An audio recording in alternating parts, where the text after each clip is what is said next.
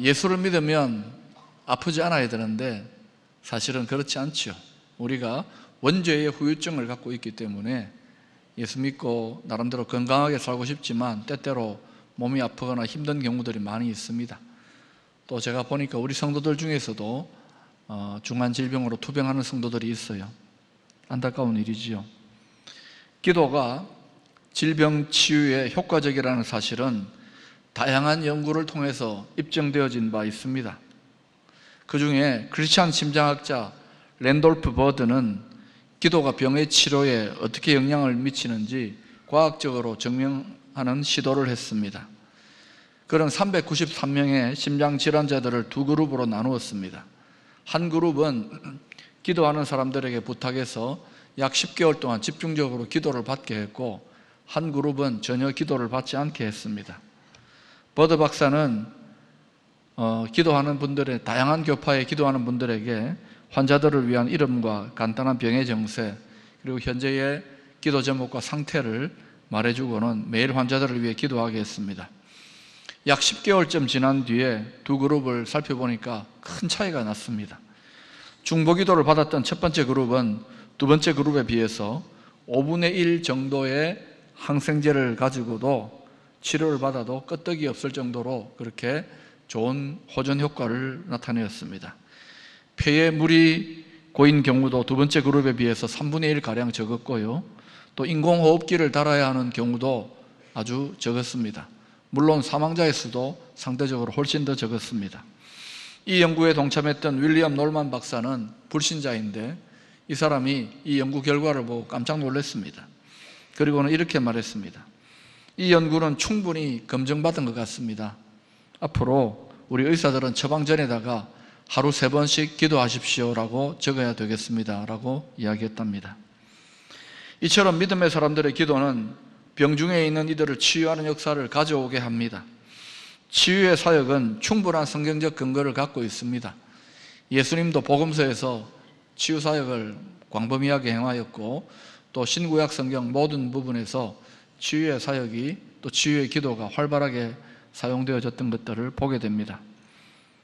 치유의 사역은 충분한 성경적 근거를 갖고 있고, 또 현실적으로 많은 성도들이 질병으로 고통하고 있는 현실적 필요에도 불구하고 오늘날 현대 교회에서 가장 소홀히 여겨지고 또 자신 없어 하는 영역으로 남아있는 것이 사실입니다. 오늘 본문은 교회의 치유 사역을 위한 아주 중요한 지침을 우리에게 주고 있습니다. 이제 어떻게 치유를 위한 기도를 해야 할지 오늘 본문을 통해서 구체적으로 3가지로 살펴보고자 합니다. 첫 번째로, 병든 사람들은 교회의 장로들을 청하라고 말씀하고 있습니다. 14절에 이런 말씀이 나옵니다. 같이 읽어보실까요? 시작.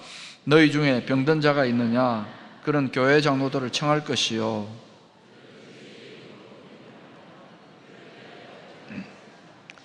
이때 병든 자라는 것은 가벼운 질환을 말하는 것이 아니라 중한 질병이나 만성적인 질병에 시달리는 사람을 말합니다. 이런 분들은 혼자 기도하지 마시고 교회 장로들을 청하라는 것입니다.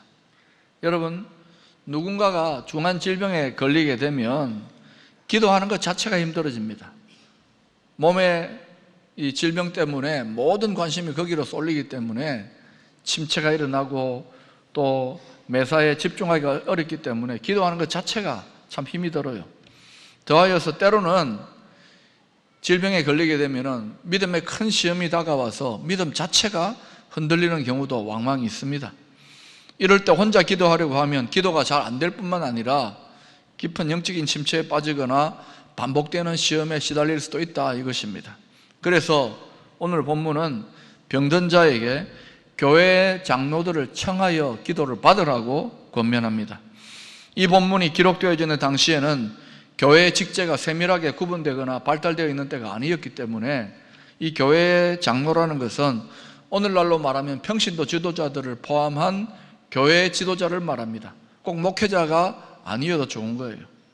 또 특별한 신유의 은사나 또 기도의 능력자가 아니라 하더라도 교회 지도자로, 교회 어른으로 인정받는 사람들을 말합니다. 그런데 여기에서 중요한 것은 그냥 장로가 아니라 교회의 장로들을 청하라고 이야기합니다. 교회에 소속되어서 교회를 위하여 구체적으로 지도력을 발휘하고 있는 장로를 말하는 것입니다. 바로 이 표현 속에는 병든 자를 위해 치유의 기도를 행하는 것이 병든 자 개인의 문제만이 아니라 바로 교회 공동체 전체의 문제라는 의미가 포함되어 있습니다. 이렇게 기도의 부탁을 받은 교회 지도자들은 주의 이름으로 기름을 바르며 기도하라고 했습니다. 여기서 기름은 올리브유를 말합니다. 고대 유대 사회에서 기름을 바른다는 것은 하나의 치료제, 치료약을 바르는 그런 사회적인 관습으로 널리 행하여졌습니다. 누가복음 10장에서도 강도 만난 자의 상처에다가 기름을 바르며 기름을 부으며 기도했다고 그렇게 나와 있습니다. 교회 전통에 따라서 기름을 바르는 것에 특별한 의미를 부여하는 사람들이 있어요. 그런 분들은 환자를 위해서 기도할 때에 기름을 실제로 발라가면서 그렇게 기도합니다. 또 이 기름을 바른다는 것을 성령의 기름 부으심, 성령의 임재로 해석하는 분들도 있습니다. 그러나 오늘 이 말씀은 쉽게 말해서 약을 발라서 잘 보살펴주면서 기도하라는 정도로 해석하면 좋을 것 같습니다. 우리가 기도하지만 의학적인 도움을 받는 것, 그거 필요합니다. 그래서 약을 발라가면서 기도하라, 이렇게 오늘 말씀을 이해하면 됩니다. 가정에서 한 사람이 아프게 되면 온 가족들이 함께 고통하고 아파하지 않습니까? 한 개인의 문제가 아니라는 것이죠. 가족 전체의 문제가 됩니다.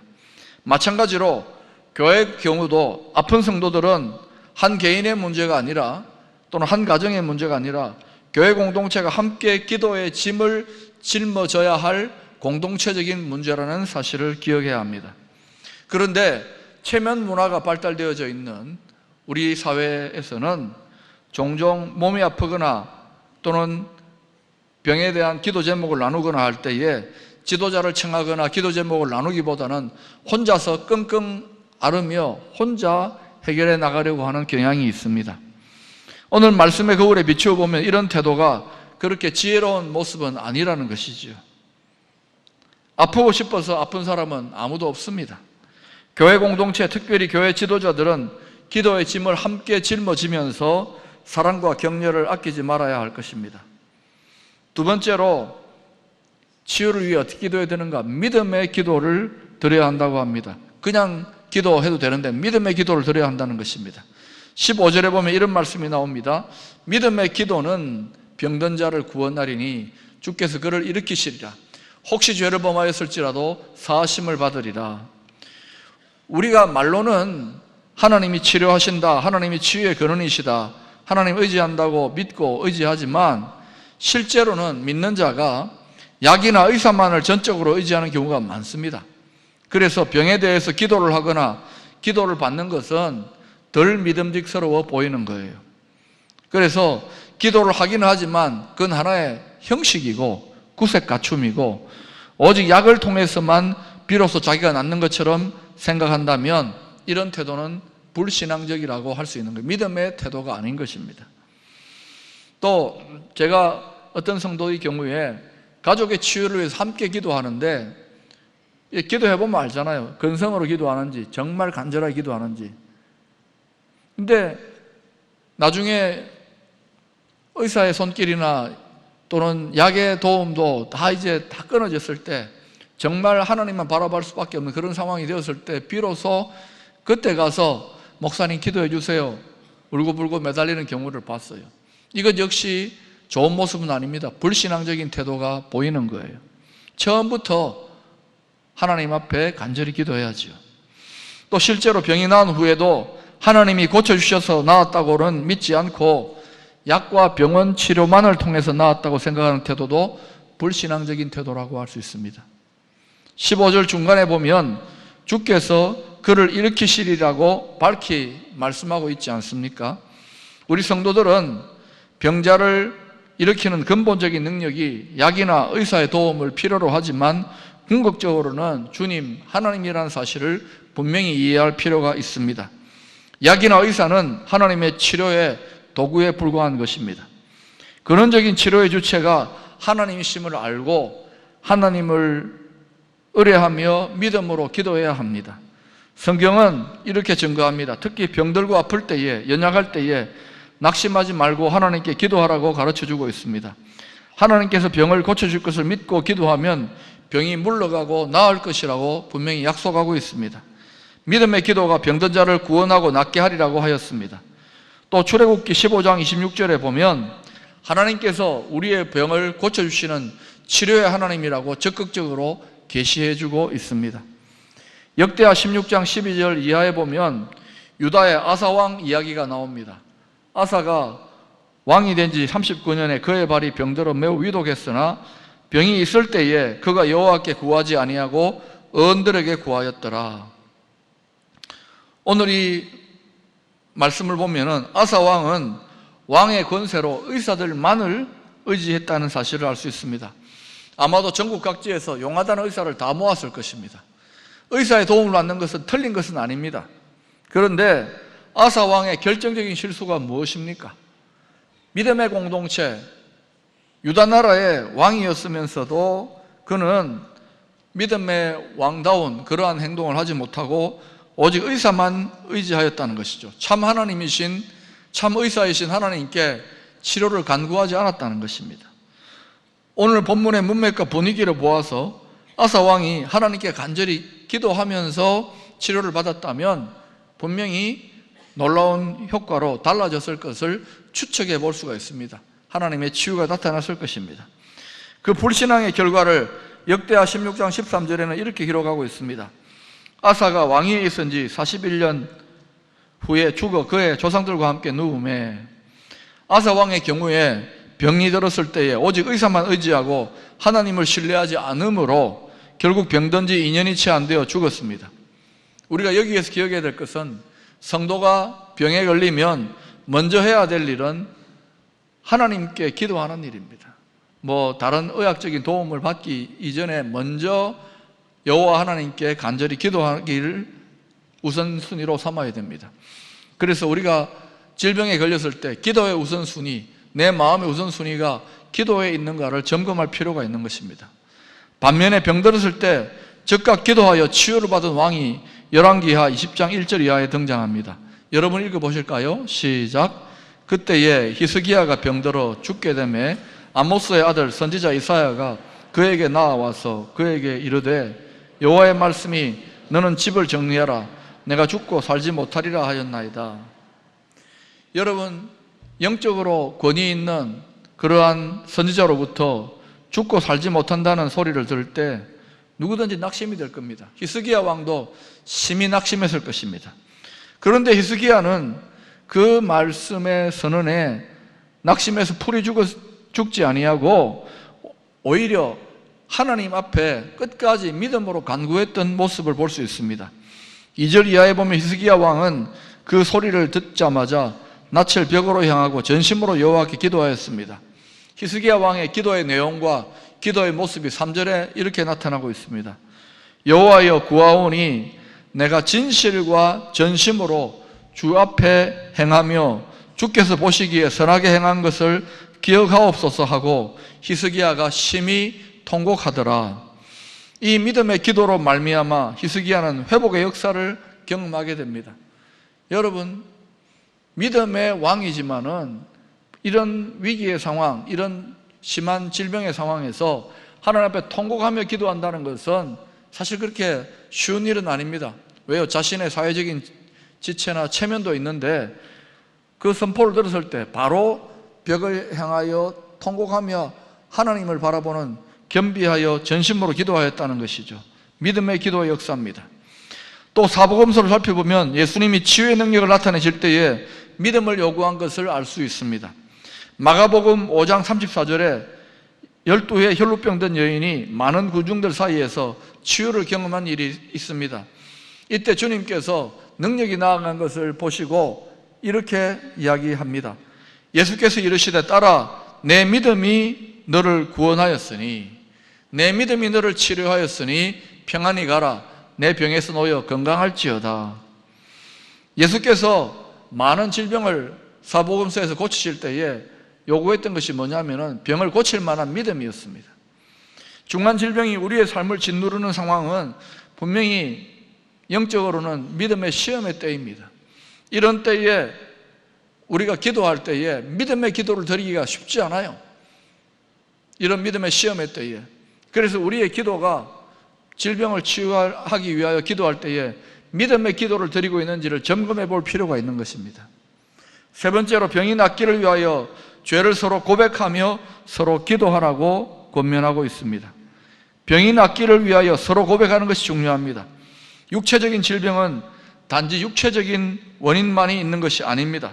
대부분의 경우에 심리적인, 정신적인, 영적인 원인이 같이 결부되어 나타납니다. 어떤 크리스찬 의사는 이렇게 말했습니다. 환자들은 자기가 하나의 전인격적인 존재가 아니라 마치 여러 신체 조직 기관들의 집합체인 양 기계처럼 취급되어지는 것으로 인하여 분개하고 있다. 사람이 육체적인 존재만이 아니라는 것이죠. 영과 혼과 육을 다 가지고 있는 전인격적인 존재라는 것입니다. 그래서 사람의 치료는 자동차 수리하는 것과는 근본적으로 다른 것입니다. 폴 투르니에라고 하는 유명한 크리스찬 의사는 이렇게 말했습니다. 오늘날의 의학은 기술적인 면에서 비상한 진보를 했습니다. 그러나 좀 더 인간적이고 좀 더 정신적인 영적인 깊이에까지 진보하지 않는다면 오늘날의 의사들은 단지 건강에 대한 단순한 전문 기술자들에 불과하게 될 것입니다. 폴 투르니에 박사는 병의 원인을 단지 외면적이고 육체적인 데서만 진단하지 아니하고 오히려 질병의 뿌리가 영적이고 정신적인 데 있다고 주장을 합니다. 병들었을 때 혹시 내가 그동안 신앙생활이 나태하지 않았는가? 하나님 앞에 바르게 살았는가? 혹시 죄짓지 않았나 등을 돌아보면서 회개하는 마음으로 하나님 앞에 엎드려 기도해야 한다는 것입니다. 우리의 질병을 오히려 위기가 아니라 기회로 삼아야 할 것입니다. 회개의 기회로, 내 신앙을 돌아보는 기회로, 하나님께 더 가까이 나아가는 기회로 삼으시기를 바랍니다. 이런 마음으로 자신의 병을 위해 기도하고 또 교회 지도자와 성도들이 서로 중보기도 하면 치유의 놀라운 역사가 나타나게 될 것입니다. 의인의 간구는 그만큼 역사하는 힘이 크기 때문입니다. 그런데 치유를 위한 기도에 있어서 죄를 서로 고백하는 것을 좀 더 확장해서 해석할 필요가 있다고 저는 생각합니다. 우리가 정말 직접적인 죄로 인해서 그 죄 때문에 직접적으로 육체의 질병이 왔다면 회개하고 죄를 회개하고 기도하는 것은 아주 정확한 치료의 과정이라고 할 수 있습니다. 실제로 기도 사역을 해보면 회개만 했는데 몸이 회복되는 그런 경우들이 왕왕 있습니다. 그러나 우리가 고백할 거리들이 전형적인 직접적인 죄만이 아니죠. 우리의 허물이나 연약, 고통, 짐과 같은 이런 것들까지도 편안한 마음으로 나눌 수 있는 고백의 공동체가 우리에게 필요한 것입니다. 이런 것들도 고백의 대상이 되는 거예요. 그런 의미에서 죄의 고백이라는 의미를 치유를 위하여 좀 더 확장해서 이해하자는 것입니다. 가뜩이나 질병으로 고통하는 자에게 다가가서 내 죄가 뭐냐는 식으로 의심의 눈초리로 쳐다본다면 그 사람은 정죄를 받을 것이고 또 마음을 열고 진정한 소통을 나누기가 어려워질 것입니다. 우리가 서로에 대한 사랑의 신뢰에 기초해서 죄를 포함해서 자신의 고통이나 연약 또는 허물들을 진심으로 나누게 될 때에 진정한 소통이 일어나게 되는 것입니다. 이런 진정한 소통이 일어나게 될 때에 정신적인, 심리적인, 영적인 묶여진 것들이 풀어지고 벗겨지는 일들이 일어나게 되는 겁니다. 이렇게 풀어지는 역사가 더 많이 나타나게 될 때에 하나님께서 주시는 치유 역사가 더 많이 나타나게 되는 것입니다. 그러나 안타까운 것은 많은 경우에 이와 같이 우리들의 깊은 것, 우리들의 내면의 깊은 사연이나 또는 고통하는 아픔들을 진솔하게 나누지 못하고 그렇게 또 나눌 만한, 신뢰할 만한 공동체가 없다는 것이 우리들의 슬픈 현실입니다. 우리가 예수를 믿고 교회 공동체를 이루고 있으면서도 마치 독립된 섬처럼 그렇게 혼자 고립되어 있는 경우들이 많이 있습니다. 그러다 보니까 깊은 것들이 나누어지지 못한 채로 우리 안에 쓰레기 마냥 차곡차곡 쌓여 있는 경우들이 많이 있어요. 영적인, 정신적인 차원이 충분히 다루어지지 못한 채로 또 기도를 드려도 치유 기도를 하니까 기도의 효력이 부족한 것입니다. 제가 알고 있는 한 교회는 고백의 공동체로 유명합니다. 이 교회는 특별히 소그룹이나 대예배 시간에 죄 고백을 포함해서 자신의 허물이나 연약과 고통을 진솔하게 나누는 것으로 유명합니다. 물론 그런 고백을 나눌 수 있는 교회적인 성숙한 분위기와 문화가 중요하죠. 잘못 나누었다가 뒤통수를 맞거나 다시는 나누지 않겠다고 이런 문화가 되면 상처만 더 커지고 깊어질 것입니다. 그러나 이 교회의 경우에는 그런 문화가 잘 만들어져 있어요. 그래서 진솔하게 자신의 죄 또는 심지어 자신의 연약함들을 나누는데 그 정도가 아주 대단합니다. 어떤 경우에는 자신이 바람을 피웠다는 등 과거에 이런저런 죄를 짓고 또 많이 방황했다는 등 이런 이야기들을 아주 서슴없이 합니다. 그리고 하나님의 어떤 치료와 하나님의 삶의 변화를 간증합니다. 이렇게 고백의 공동체가 되니까 제가 이렇게 그 교회 간증들을 듣거나 살펴보면은 치유적인 삶의 변화가 성도들의 삶에 훨씬 더 많이 나타나는 것들을 경험하게 됩니다. 그런 어떤 보고를 받게 됩니다. 만약 우리들의 교회 생활도 이와 같은 깊은 나눔과 고백이 있는 삶이 된다면 아마 지금보다도 훨씬 더 풍성하고 더 건강한 영적 생활을 나눌 수 있으리라고 저는 생각합니다. 그런 의미에서 우리 교회에 하나의 가능성을 둔다 그러면 저는 소그룹 순모임의 가능성을 둡니다.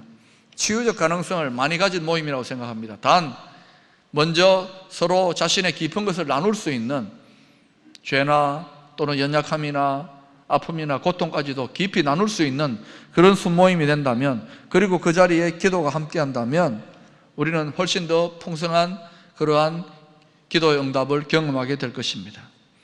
또 치유를 위해 서로 기도하라고 합니다.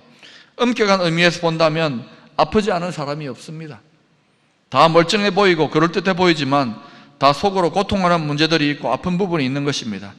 그래서 건강한 누군가가 일방적으로 아픈 사람을 위해서 일방적으로 기도해 주는 것이라기보다는 같이 고통하는 사람으로서 함께 서로의 짐을 지고 서로 기도하는 공동체가 되라는 것입니다.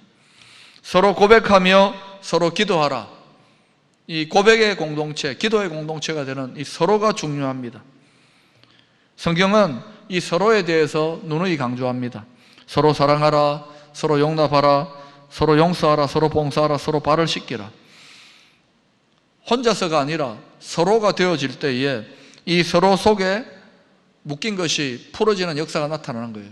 너희가 땅에서 풀면 하늘에서 또 풀어질 것이요, 너희가 땅에서 매면 하늘에서 또 매일 것이라고. 이 서로 속에 응답과 치유와 부흥의 비밀이 숨어 있는 것입니다. 그래서 더 많이 서로 고백하고 더 많이 서로 기도하는 그러한 치유의 공동체 될 수 있기를 축원합니다. 오늘 야고보 사도는 성도들의 실제 생활에서 반복되어진 현상들에 대한 근본적인 해결책이 기도라는 사실을 결론적으로 증거하고 있습니다. 고난의 문제, 질병의 문제, 죄의 문제, 이것들이 나 자신 개인의 문제만이 아니라 교회 공동체의 문제라는 것입니다. 이런 문제들을 해결하기 위해 기도할 것을 요구하고 있습니다. 첫째는 본인 당사자가 기도해야 될 것이고, 둘째는 교회 지도자들이 기도해야 될 것이고, 셋째는 교회 공동체가 서로 함께 기도해야 될 것을 명령하고 있습니다. 아무쪼록 이와 같은 치유의 원리를 잘 적용해서 우리 개인이나 교회 공동체 전체가 더 많은 치유의 은혜를 경험할 수 있게 되기를 바랍니다.